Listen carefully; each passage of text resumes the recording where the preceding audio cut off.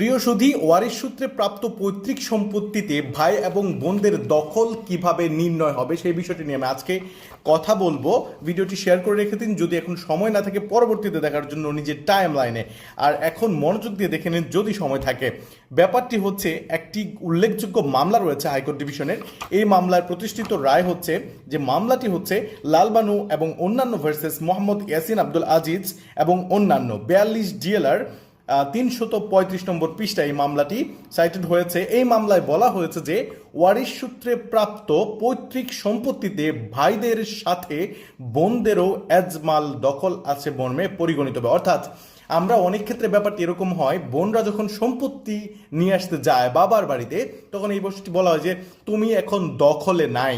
এই ব্যাপারটি কিন্তু বলার কোনো সুযোগ নাই। ঘটনা হচ্ছে যে এইটা ধরে নিবে আদালত যে পৈতৃক সম্পত্তিতে ভাইদের সাথে বোনদেরও এজমালি দখল আছে। এটি কিন্তু আইনে প্রতিষ্ঠিত নীতি। ব্যাপারটি হচ্ছে এটা উচ্চ আদালতের রায়, নিম্ন আদালত কিন্তু মানতে বাধ্য।